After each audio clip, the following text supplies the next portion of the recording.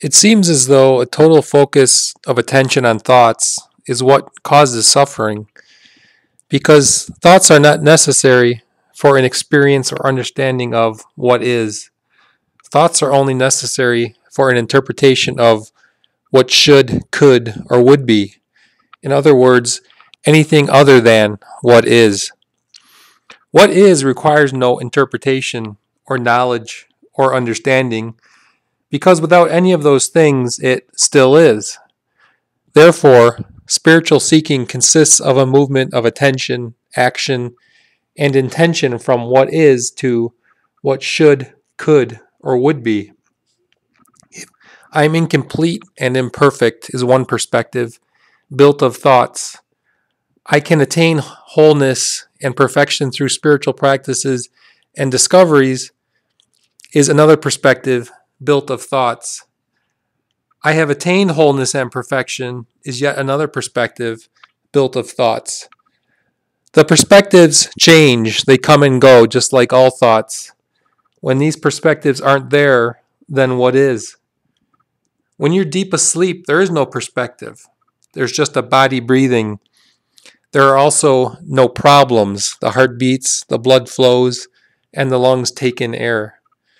As soon as the body awakens, the brain goes into action, spinning all kinds of stories and perspectives and directives and motives and so on.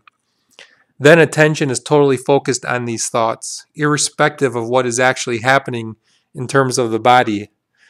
The machinations of thoughts and the brain can take a perfectly healthy, functioning body and turn it into a fearful, flustered mess, simply because attention is focused solely on the content of thought and not on the functioning of the body.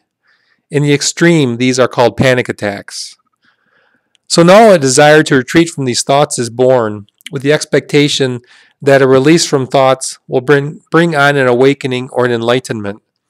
The spiritual search begins.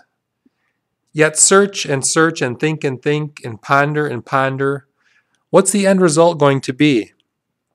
Either an experience, i.e. something felt by the body, or a realization, i.e. something conceptualized by the mind.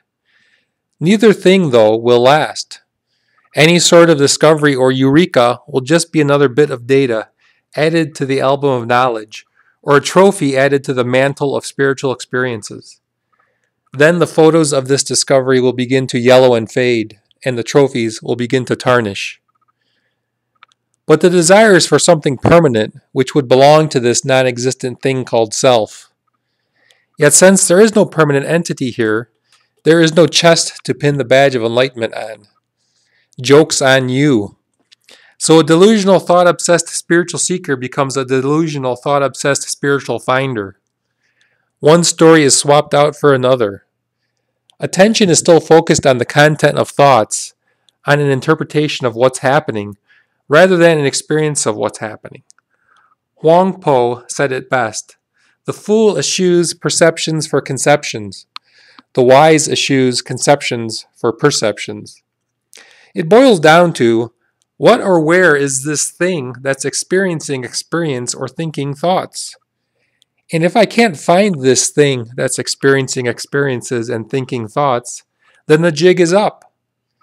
If this permanent entity that owns and controls thoughts and experiences isn't even there, then what hope is there for coming to some sort of resolution to a spiritual search? What hope can there be for somehow steering my thoughts and experiences towards some sort of desired state? What resolution to the spiritual search could there be other than, I give up, it is what it is, and there's no more desire for any spiritual attainments and knowledge at all?